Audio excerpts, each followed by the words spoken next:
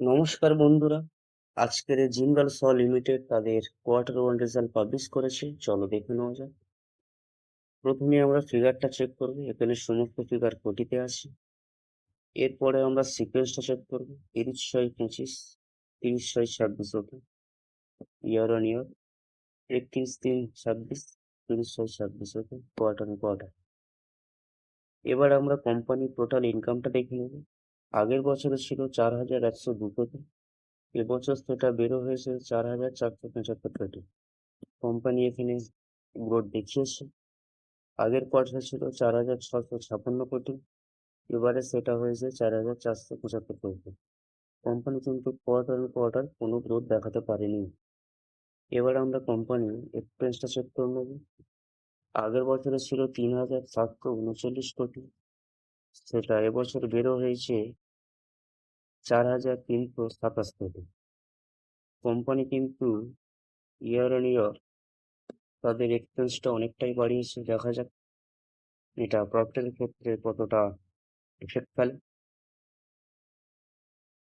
আগের কোয়ার্টারে ছিল 4,482 কোটি, এবারে সেটা হয়েছে 4,327 কোটি। ঠিক আছে, এবার আমরা কোম্পানির নেট প্রফিটটা চেক করে নেব। আগের বছরে ছিল 415 কোটি, এবছর সেটা হয়েছে 90 কোটি। 415 থেকে ডাইরেক্ট 90 কোটিতে চলে এসেছে। এখানে অনেকটা ডাউনফল হয়েছে। আগের কোয়ার্টার ছিল 123 কোটি, এবার সেটা হয়েছে 90 কোটি। কোয়ার্টার কোয়ার্টার ক্ষেত্রেও ডাউন দেখিয়েছে। ঠিক আছে, এবার আমরা কোম্পানির ইপিএসটা চেক করে নেব। আগের বছরে ছিল 6 টাকা 66 পয়সা, এবছর সেটা হয়েছে 1 টাকা 63 পয়সা। ঠিক আছে, এখানেও অনেকটা ডাউন। আগের কোয়ার্টারে ছিল 2 টাকা 19 পয়সা, এই কোয়ার্টারেও 1 টাকা 63 পয়সা। ঠিক আছে, কোম্পানি ইপিএস এর ক্ষেত্রেও ডাউন দেখিয়েছে। এবারে আমরা কোম্পানির অপারেটিং মার্জিনটা চেক করে নেব। আগের বছরে ছিল 13%-এর মতন, এবছর সেটা হয়েছে 5.5%-এর আশপাশে।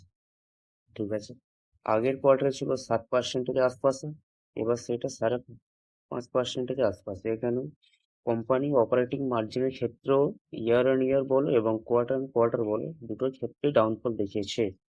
নেট প্রফিট মার্জিন কি বলছে? আগের বছর ছিল 10%-এর মতন, এবছর সেটা হয়েছে 2%-এর মতন। আগের কোয়ার্টারে ছিল 2.5%-এর মতন, এবারে সেটা হয়েছে 2%-এর মতন।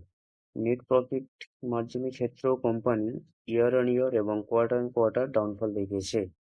ঠিক আছে, কোম্পানির রেজাল্টটা আমরা মোটামুটি একটা ওভারভিউ করে নিলাম। দেখে যা বুঝলাম, কোম্পানি তাদের প্রতিটা ক্ষেত্রে ডাউনফল দেখিয়েছে। এবং দেখা যাক কালকের এই শেয়ারটির প্রতি মার্কেটের কেমন রিয়াকশন থাকে। যদি ভিডিওটি ভালো লাগে তাহলে অবশ্যই লাইক করুন এবং আরো আপডেট পেতে আমাদের সাথে থাকুন।